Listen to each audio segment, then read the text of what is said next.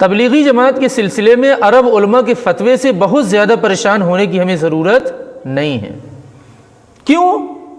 اس لیے کہ ان کا فتویٰ تحقیقی نہیں ہے، تاثیری ہے، کسی نے ان کے اوپر اثر ڈالا ہے اور وہ متاثر ہو کے فتویٰ دے دیے۔ جماعت التبلیغ الدعوۃ الی اللہ ایک بہت بڑا کام تھا، پوری دنیا میں جاری ساری تھا، تمام مسالک کے لوگ اس میں لگے تھے، حنفی، شافعی، مالکی، حنبلی، اہل حدیث، سارے حضرات اس میں تھے۔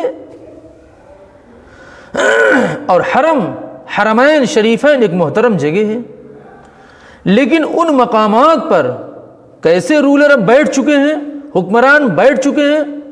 یقیناً اگر حرمین شریفین محترم ہیں تو وہ ایک نمبر جو ابھی حکمران بنے ہیں سب ایک نمبر حرام ابن حرام ابو الحرام ام الحرام نظر آ رہے ہیں۔ توحید تمام مسالک کی بنیادی چیز ہے، جتنے مسلک ہیں، لیکن کچھ لوگ اوقات سے زیادہ گر گئے، اوقات سے زیادہ نکل گئے۔ اعتدال پر کون ہے؟ علماء دیوبند سے زیادہ اعتدال پر کوئی نہیں ہے۔ کچھ لوگ پوری زندگی قبروں کے پاس بیٹھے ہیں، قبروں سے فیض لے رہے ہیں، میں اس کا بھی قائل نہیں ہوں، اور کچھ لوگ قبر کو کچھ بھی نہیں سمجھ رہے ہیں، کچھ ہی نہیں، ایصال ثواب تک کے قائل نہیں، میں ان کو بھی کچھ نہیں سمجھتا۔ اعتدال پر اگر ہے کوئی، کبھی کبھی قبر چلا جائے، قبرستان چلا جائے، دعا کر کے آ جائے، اس سے زیادہ کا میں قائل نہیں ہوں، نہ ہمارے علماء دیوبند کا یہ عقیدہ ہے۔ اس کے اندر انگلی ہوئی ہے، انگلی اہل حدیث نے انگلی کیا ہے، غیر مقلدین نے انگلی کیا ہے، اور وہ بھی قرآن حدیث کی روشنی میں کیا ہے۔ جن لوگوں نے انگلی نماز میں کر رکھا ہے، پوری نماز میں انگلی ہلا ہلا کر، نماز میں جو قوم انگلی کرے، لات مارے، لات پہ لات مار کے نماز پڑھے، وہ قوم غیر نماز میں کتنا زیادہ انگلی کر سکتی ہے اس کا اندازہ آپ نہیں کر سکتے۔ کچھ سرپسند غیر مقلدین نے، اکابرین دارالعلوم دیوبند کے جتنے اکابرین ہیں، ان کی تحریروں کو توڑ مروڑ کر پیش کیا تاکہ ان کا قبوری ہونا ان کے سامنے ثابت ہو سکے، اور انہوں نے عربی بنا کر پیش کر دیا۔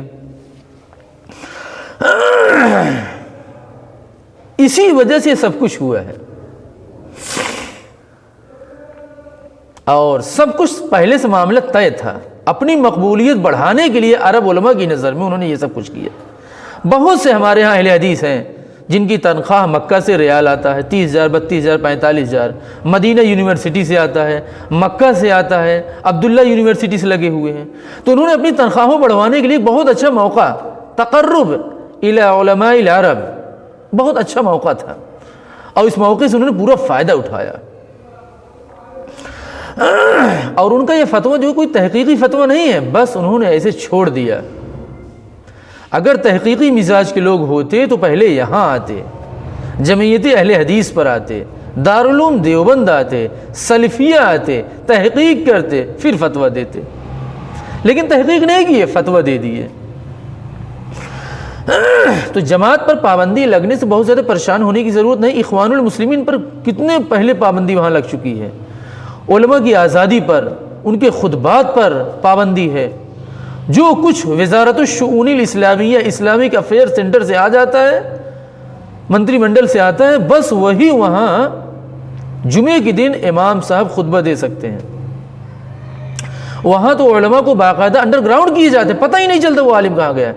شیخ عودہ جس کے سمجھ لیجئے 10 لاکھ سے زیادہ ٹویٹر پر فالوورز ہوں، ایسا شخص وہاں لاپتہ ہے، ایسا شخص، اور یہ فتویٰ ہم کو دے دیے، جن کو یہ بھی پتہ نہیں کہ ہندوستان میں بر صغیر میں کتنے علماء، کتنی عوام اور کتنی بڑی اہل علم کی یہاں تعداد ہے، اہل ایمان کی کتنی بڑی تعداد۔ ان کا تو یہی خیال ہے کل الہندی کافر، کل الہندی کافر، جن کو یہ بھی پتہ نہیں اہل ایمان کی کتنی بڑی یہاں تعداد ہے، اہل حق کی، اور انہوں نے فتویٰ یہ دے دیا کل الہندی کافر کے جھونکے میں، اپنے توحید کے شعلے میں آ کر، کہ یہاں کے سارے مسلمان جو ہوتے، جو جماعت میں لگے ہوئے، قبوری ہیں۔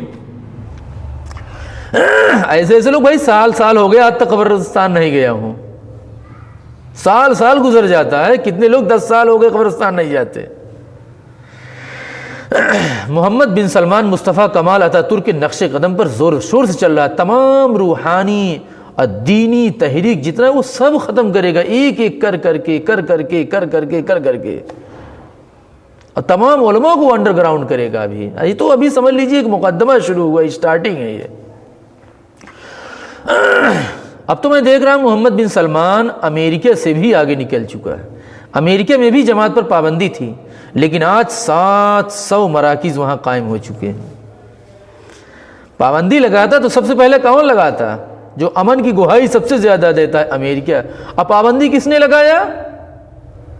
عرب نے، اور وہ بھی سعودیہ نے. آقاؤں کو خوش کرنے کے لیے انسان کچھ بھی کر سکتا ہے. امریکہ سے اونچا کیوں بننا چاہتا ہے؟ تاکہ ہمارا بجٹ درست ہو جائے. تعلیم تربیت اس کی کہاں ہوئی ہے؟ مکے میں ہوئی، مدینے میں ہوئی؟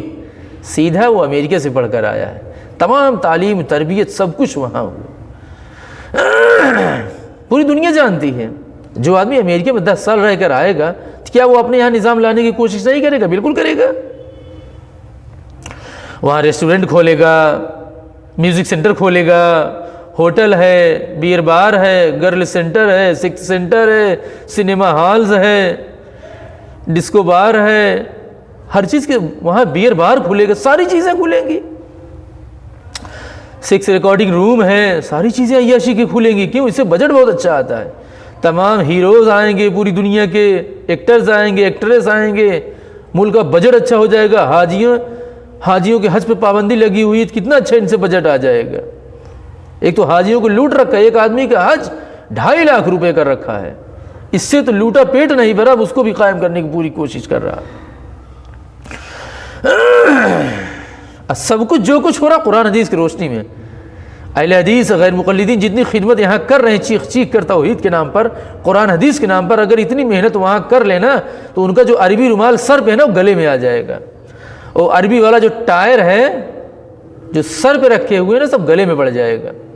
اس لیے دین کی ساری خدمت، جذبات، توحید کا شعلہ صرف بر صغیر میں وہ پیش کر رہے ہیں. اگر وہ عرب میں ایسا کر دیں تو ان کی تنخواہ نہیں، ان کا تن بھی جدا ہو جائے گا، تن بھی ختم ہو جائے گا. پوری دنیا کا قبلہ میرے بھائی مکہ ہے، لیکن مکے کا قبلہ اب امریکہ بن چکا ہے. لا تتخذوا اليهود والنصارى اولیاء.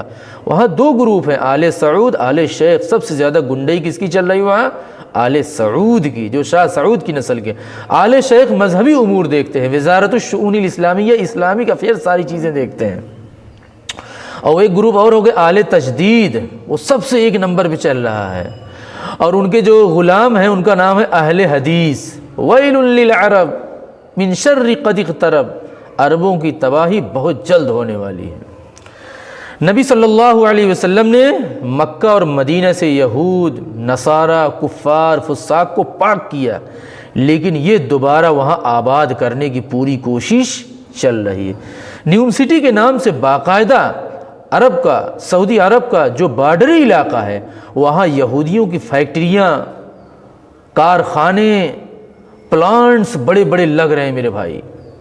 جو سعودی عرب سے آئے ہوئے ان سے آپ پوچھیے، وہ بتائیں گے کہ کتنا زیادہ یہودیوں کا راستہ ہموار یہ خود کر رہے ہیں.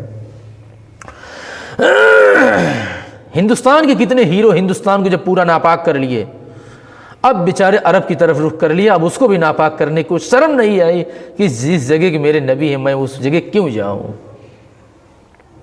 بلاد توحید بہت تیزی سے بلاد تجدید کے نام پر اب بلاد تکفیر میں تبدیل ہونے چل رہا ہے. یوگا کی گنجائش ہے، یوگا سینٹر ہو سکتا ہے، مندر کی بنیاد وہاں پڑ سکتی ہے، لیکن اب اہل حق کے لیے وہاں گنجائش نہیں ہے.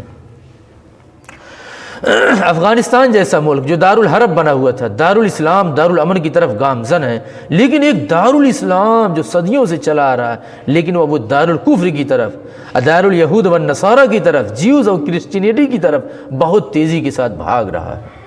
کیوں؟ یہ تبلیغی جماعت ایک روحانی جماعت ہے. یہ لوگ کیا ہے؟ ہنڈرنس ہیں، رکاوٹ ہیں. یہ جام لگائیں گے ان کے مشن میں، بیئر بار جانے سے منع کریں گے، نوجوانوں کو دعوت کی طرف لائیں گے، مسجد کا رخ دکھائیں گے، اور ہم کو قبوری بتایا جا رہا ہے. اب بڑے بڑے رنڈیوں کے ساتھ خود بیچارے کیا کر رہے ہیں؟ گودوں میں لے کر سکنگ کر رہے ہیں. ہم حوروں کی باتیں اگر لکھ دیے ہیں فضائل اعمال میں، وحور عین جو قرآن میں ہیں، تو ان کو حور سے دل ان کا نہیں بھر رہا. ان کو تو وہی چاہیے ریڈ لائٹ ایریاز. ان کو رنڈیوں پر ان کی خوشی ہے. اللہ تبارک و تعالی ہمیں اور آپ کو توفیق عمل دے تمام حق باتوں کو قبول کرنے کی.